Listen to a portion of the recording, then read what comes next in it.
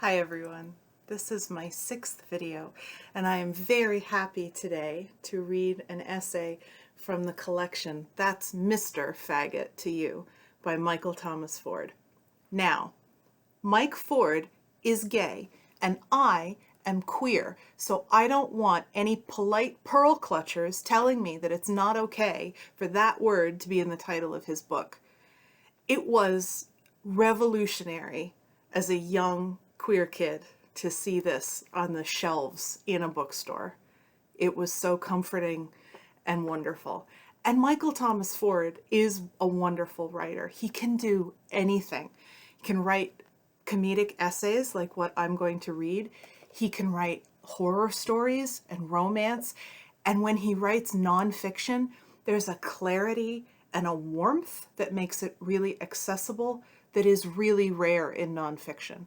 I think he's just fantastic, and I will have links down below to where you can purchase more of his work. Today I'm going to read the essay, Gone to the Dogs. Before I got Roger, my black lab, my life was like that of most people without dogs. My daily routine was orderly and generally uneventful. I did errands, went to the laundromat, and ordered Chinese food without a second thought. I was content with an existence that, if not precisely thrilling, was at least reassuring in its regularity. I knew what to expect when I left the house and went out into the world. But not anymore. Now my life is filled with intrigue, and a simple walk into town to go to the post office has about it the air of a secret mission, with danger behind every tree, and both friends and enemies waiting around every corner. Since Roger has become part of my life, I have become a player in a game I didn't even know existed, one that was begun centuries ago and will go on for centuries to come. I'm speaking, of course, about the war between those who are dog people and those who are not. It's a fiercely fought struggle, and the playing field consists of city streets, public buildings, newly seeded lawns, and anywhere else the two factions might encounter one another. It's a world filled with strange alliances, bitter feuds, and fated loves, where deals are closed with the subtle shake of a tail, and a single snarl or lift of the leg can signal the start of a new skirmish. Before getting into the details of the actual battle, we must first look at the players at the center of it all, the dogs. There are two classes of dogs, snooty, ill-mannered ones and good-natured, friendly ones. In the first category are what I have come to call football dogs, named for the almost uncontrollable urge they elicit in people they meet to drop kick them several blocks. Frequently seen riding primly in shopping baskets or mincing fussily along the ends of bejeweled leashes, football dogs include, but are not limited to, Shih Tzus, Lhasa Apsos, miniature poodles, and basically anything that appears in public sporting a bow. The second category is known commonly as dogs, the blue-collar citizens of the canine world. This group consists of any dog that could be found sleeping outside a gas station and is composed primarily of larger breeds such as retrievers, Rottweilers, Shepherds, and all mongrels. Whereas football dogs tend to sit in the back seats of cars trying to keep their fur in place, dogs are almost always seen hanging perilously far out of open windows, preferably truck windows, while attempting to inhale the whole of the great outdoors. This system of classifying dogs, while strict, is not without its leniencies.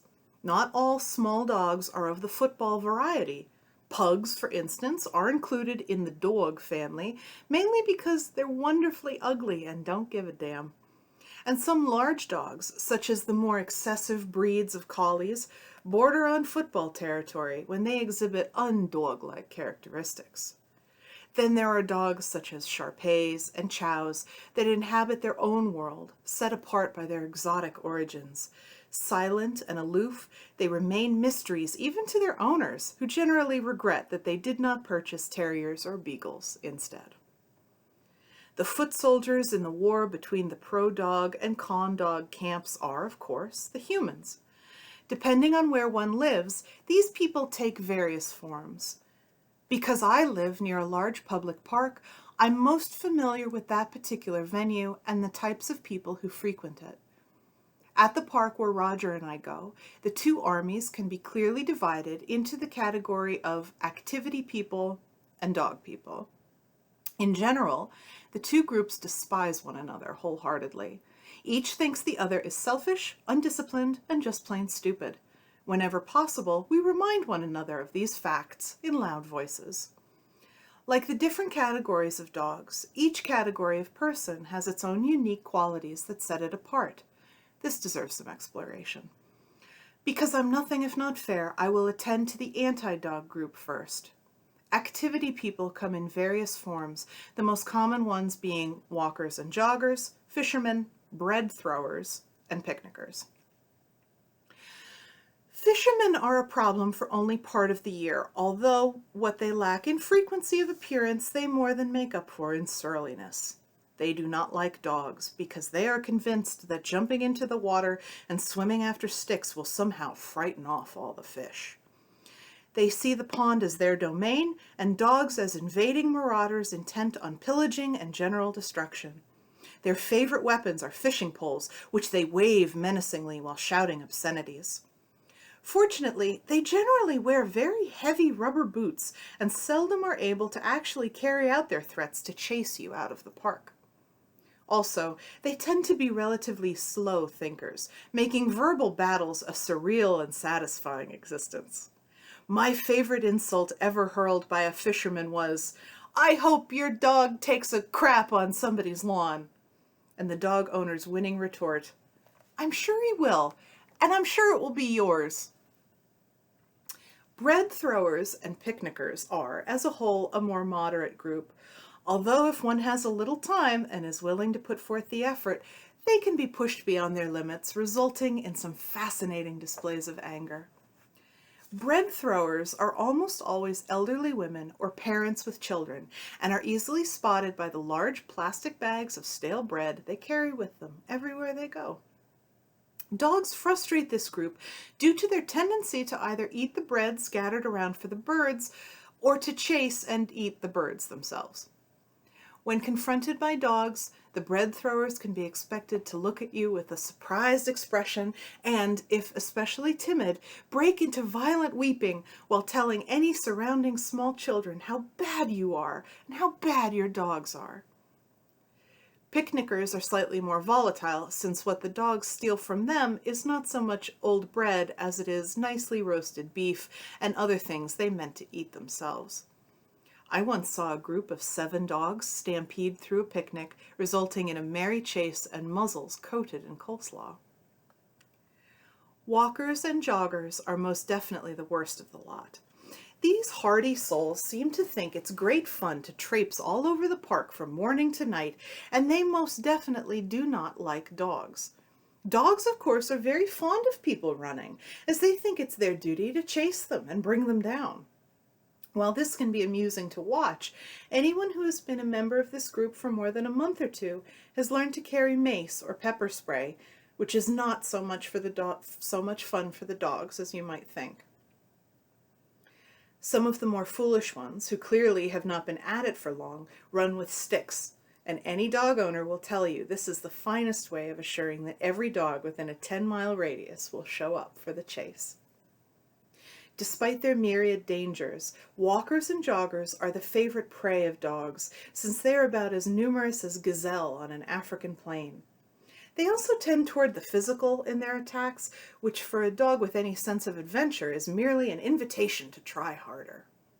Whereas a bread thrower will simply threaten to call a ranger and tell on you, a jogger will run faster and flail his arms, causing any pursuing dogs to become maddened with excitement. Joggers can also be counted on to provide excellent opportunities for verbal sparring. Last summer, a woman who jogs daily past our morning dog group at the park turned and called angrily, "Those dogs should be on leashes." Without missing a beat, my friend James retorted with an answer I dearly wish I could claim as my own. Fixing the woman with a withering look, he snarled, "You should run faster."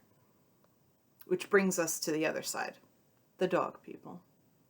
These come in various guises as well and may be subcategorized into leashers, permissives, and anti-authoritarians. The least threatening to activity people are the leashers, who almost universally obey the informative signs at parks reminding everyone that dogs belong on leads. Generally bankers, lawyers, and Sunday school teachers, they are the nerds of the dog people, and their dogs are appropriately boring, generally nervous purebred spaniels with unsuitable names like Montgomery and Elizabeth. The leashers are tolerated by the other dog people, but only because anyone who brings a dog to the park can't be entirely bad. They are not, however, considered loyal soldiers in the war, and they are kept in the dark about the more clandestine activities of the group, such as all dogs must be on leashes sign stealing, the slashing of animal control truck tires, and owner-encouraged squirrel chasing. Smack in the middle of the pack, temperament-wise, are the permissives. A permissive is generally female and in all likelihood also has several cats, rescued from shelters, and a bumper sticker on her 1986 Volvo wagon saying, "Practice random acts of kindness." A permissive's dog is usually some kind of mutt, preferably one rescued from a horrible fate and that still bears scars from the ordeal such as a missing leg, torn ear, or bullet wound. The permissive believes in giving her dog some freedom to run with the pack, but is also mindful of the needs of others, including activity people. When her dog runs near a picnic, she firmly calls him back and apologizes to the startled diners.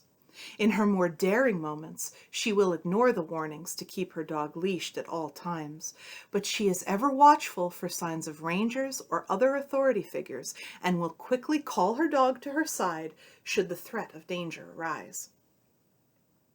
Anti-authoritarians just don't give a crap. The lone wolves of the pro-dog faction, they believe that the parks are for dogs, not for people, and anyone who disagrees with them is an asshole. Anti-authoritarians keep their dogs on leashes only until they are safely away from traffic. Within park grounds, they set them free to do as they wish. Their dogs drink from public water fountains, pee wantonly on the most endangered of trees, and roam freely on walking paths. Anti-authoritarians loathe activity people and will pretend not to notice if their dogs surround and maul one. They favor either very large or very lively dogs and are especially fond of breeds possessing both qualities. Their dogs are named things like Louie, Carver, and McKinley, and they come equipped with all kinds of dog toys, ranging from simple tennis balls to elaborate rope and rubber toy contraptions designed for hours of fun. Anti-authoritarians and their dogs are in the park by dawn and sometimes stay until well after dark, even in the winter. As can be imagined, the fiercest fights occur when an anti-authoritarian encounters an aggressive activity person. Generally, battles happen when a dog does something like steal a child's ice cream cone or knock over a jogger, and the owner is caught laughing. The activity person will then begin to bellow accusations of impropriety, causing the anti-authoritarian to respond with unkind comments about the offended person's mother, sister, and maiden aunt. Unless one backs down, things will progress to more heated exchanges, sometimes resulting in physical violence. More often, however, the encounter ends with both parties screaming, "Fuck you!" as often as possible, while walking in opposite directions. The dog, of course, has long forgotten all about it and is busy doing something else. I confess, I am squarely in the anti-authoritarian camp. It seems to me that people have a lot more places to go than do dogs, and dogs should be allowed to enjoy what small territory they can stake out. I love to see Roger take a flying leap into the pond next to a fisherman, and the look of fear on joggers' faces when they see him coming at full speed down a hill is pure delight. Oblivious to the people around him, Roger romps through life with a carefree attitude. "I'm in your way," he seems to say to the activity people shooting him dirty looks as he runs by, ears flapping. Bite me! This does not always win me a lot of friends. Not everyone enjoys being greeted by a muddy 110-pound Labrador fresh from a swim in the pond. But we don't care.